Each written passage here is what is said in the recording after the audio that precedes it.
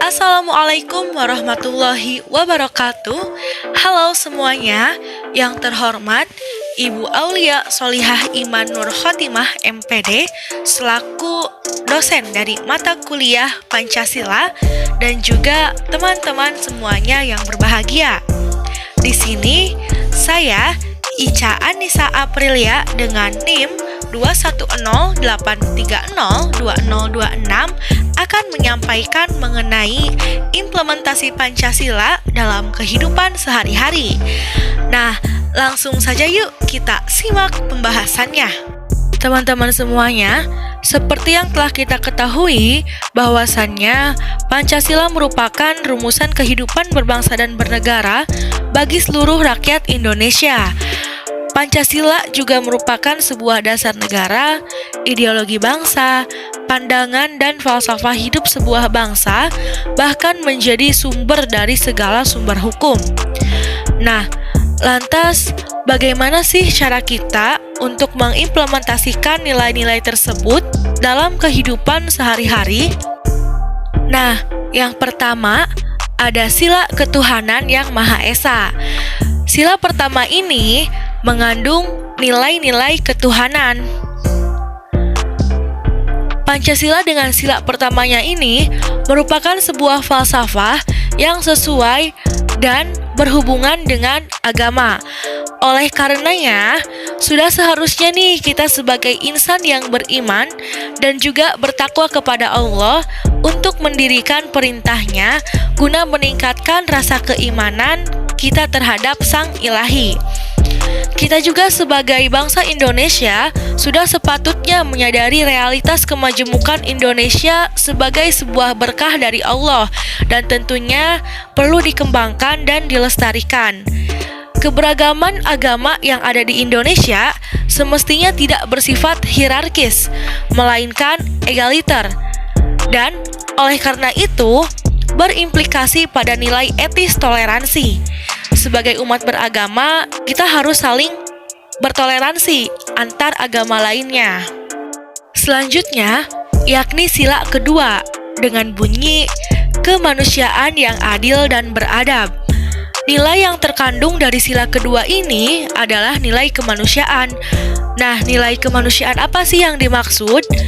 Yang dimaksud di sini adalah manusia yang adil dan beradab, menjunjung tinggi nilai-nilai keadilan dan juga martabat manusia sebagai makhluk Tuhan yang diwujudkan dalam semangat saling menghargai, toleransi yang ada dalam perilaku sehari-hari dan tentunya didasarkan pada nilai-nilai moral yang tinggi serta untuk kepentingan bersama. Nah, dengan mengimplementasikan sila kedua ini, diharapkan permasalahan yang dialami bangsa saat ini, seperti halnya tidak ada toleransi, diskriminasi, konflik SARA, pengangguran, kesenjangan sosial, dapat teratasi dengan baik. Selanjutnya, ada sila ketiga dengan bunyi Persatuan Indonesia.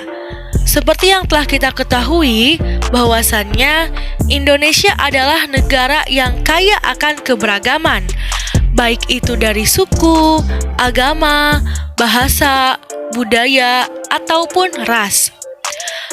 Namun, dengan terbentuknya keberagaman itu, maka dimulailah komitmen bersama untuk terus membentengi keberagaman tersebut agar dapat mewujudkan Indonesia yang maju, adil, dan sejahtera. Nah, itulah makna yang terkandung dari sila Persatuan Indonesia. Kemudian, sesuai dengan konstitusi tujuan negara, ialah yang berkewajiban memberikan perlindungan kepada segenap tumpah darah Indonesia dan seluruh isinya dengan semangat persatuan tersebut. Maka dari itu, perlakuan yang sama pada seluruh warga negara dimanapun dan kapanpun mereka berada tentunya harus dilakukan oleh pemerintah tanpa memandang latar belakang suku, ras, budaya, maupun agamanya. Kemudian, yang keempat, ada sila kerakyatan yang dipimpin oleh hikmat kebijaksanaan dalam permusyawaratan perwakilan. Nah, sila ini mengandung makna mengenai pedoman berdemokrasi di Indonesia. Konstitusi mengamanatkan untuk mewujudkan negara yang demokratis, yang mana kedaulatan diserahkan sepenuhnya kepada rakyat.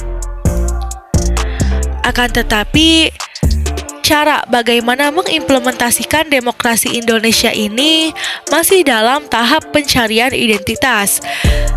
Nah, sejak merdeka, Indonesia telah melalui beberapa tahapan demokrasi.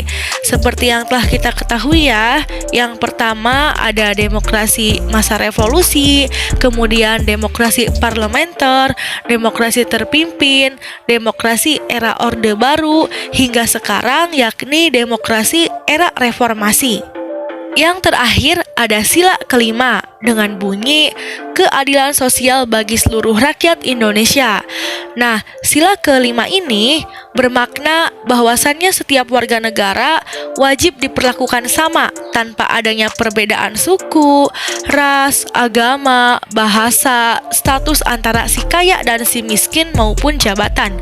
Semua warga negara harus diperlakukan adil oleh negara. Nah, implementasi terhadap sila keadilan sosial ini dapat berupa penegakan hukum dengan asas keadilan, bukan keuangan ataupun jabatan. Kemudian, tidak adanya tekanan, baik itu fisik maupun mental terhadap rakyat. Kemudian, rakyat harus dapat layak dalam berkehidupan. Rakyat pun harus sejahtera dan terbebas dari kemiskinan, kebodohan, serta dari tekanan pihak asing. Baik teman-teman semuanya, kiranya itu saja yang dapat saya sampaikan. Semoga dapat bermanfaat, dan sebagai good citizen, semoga kita dapat mengimplementasikan nilai-nilai Pancasila tersebut dalam kehidupan sehari-hari. Sekian, wassalamualaikum warahmatullahi wabarakatuh.